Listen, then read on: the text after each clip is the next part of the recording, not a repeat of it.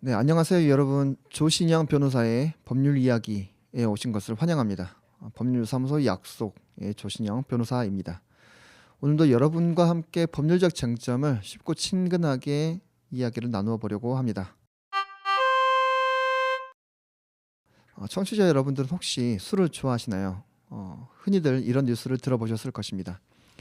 음주 후 폭행 사건 발생, 술에 취한 운전자 교통사고로 사망 과 같은 내용들이죠. 이런 사건들을 종종 접하게 되는데요.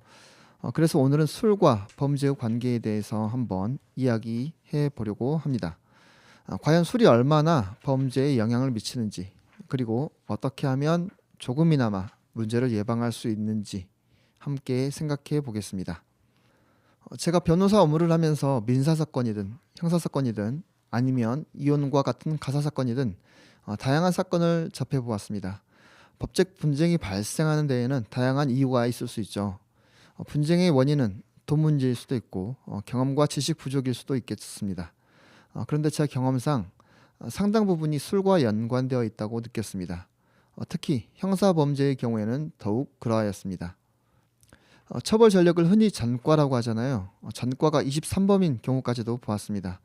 출소하면 범죄를 저지르고 다시 잡혀가고 또다시 출소하면 또다시 범죄를 저지르고 이렇게 잡혀가기를 반복하는 경우였습니다. 그분의 경우 범죄를 저지르는 것이 좋아서 그렇게 하시는 것이었을까요? 대화를 해보면 전혀 그렇지 않았습니다. 결국 술이 문제였습니다. 접견을 해보면 교도소에서는 술을 마실 수 없으니 너무나도 젠틀하시고 평범한 분이셨습니다. 그런데 출소해서 술을 드시면 꼭 행패를 부리게 되는 것이었습니다. 이분은 특수한 사례일 수 있지만 형사사건의 상당 부분이 술과 연관되어 있는 경우가 많았습니다.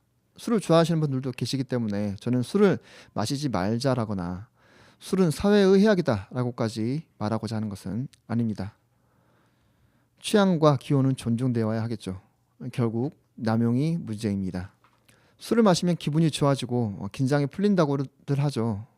반면에 이성적인 판단 능력이 떨어지고 충동적인 행동을 하게 된다는 사실은 익히 알고 계실 것입니다. 국가청소년위원회가 인제대학교 음주연구소에 의뢰하여 실시한 연구 결과에 따르면 청소년의 경우 음주를 하면 범죄를 저지를 가능성이 8.5배 증가한다고 합니다. 특히 폭력 범죄의 위험은 14배 이상 높아진다고 하니 단순한 기분 전환을 위해 마신 술이 얼마나 위험한 결과를 초래할 수 있는지 잘 알 수 있습니다. 그렇다면 술을 마신 후 가장 많이 발생하는 범죄 유형은 무엇일까요? 음주 후 가장 많이 발생하는 범죄는 폭력 범죄입니다. 연구에 따르면 폭행 사건의 60% 이상이 음주 상태에서 발생한다고 합니다. 또한 성범죄도 음주와 깊은 관련이 있습니다. 피해자와 가해자 모두 술을 마신 상태에서 사건이 발생하는 경우가 많고 후회할 행동을 저지르는 경우가 빈번합니다.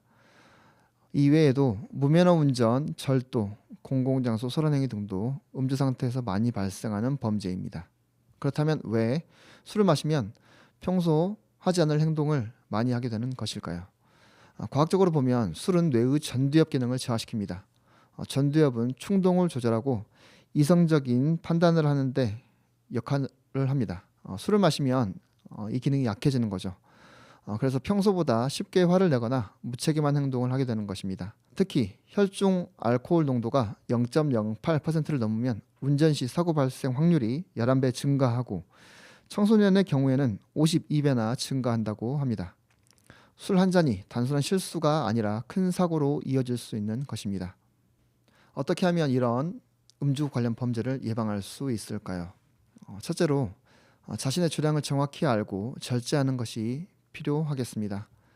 취하도록 마시는 것이 아니라 기분 좋을 정도까지만 마시는 습관도 중요하겠습니다. 둘째, 음주 후에는 반드시 대중교통이나 대리운전을 이용하시기 바랍니다. 술을 마신 후 운전하는 것은 단순한 실수가 아니라 범죄 행위라는 것을 꼭 명심하시기 바랍니다. 셋째, 술을 마신 후 충동적인 행동을 하지 않도록 주변에서 제지해 주는 것도 필요합니다. 친구 따라 강남 간다는 말이 있죠. 좋은 친구는 자신의 친구가 좋은 선택을 할 수 있도록 도와줍니다. 그리고 좋은 친구가 오래가는 법이죠. 친구가 술에 취해 흥분하는 경우에는 대화를 차분하게 할 수 있도록 도와주거나 안전하게 집으로 갈 수 있도록 바래다 주는 것도 필요하겠습니다. 넷째, 청소년 음주 예방을 위한 사회적 노력이 반드시 필요합니다. 청소년이 쉽게 술을 접하지 않도록 가정과 학교 그리고 사회에서 함께 관리하고 지도해 주시기를 당부드립니다.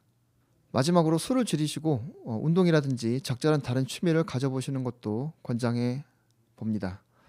그만큼 친구나 가족과 유익한 시간을 보낼 수 있는 것도 늘어날 것이고 건강도 지키고 세워나가는 돈도 절약하실 수 있을 것입니다. 사소한 것부터 시작을 해보시면 그런 노력이 쌓여 반드시 소중한 성취를 이루실 수 있을 것입니다.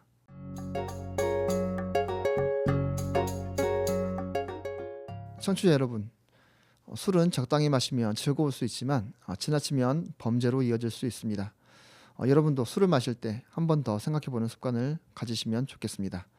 건전한 음주문화 정착을 위해 우리 모두가 노력해야 합니다. 오늘은 술과 범죄의 연관성에 대해 이야기 나누어 보았습니다.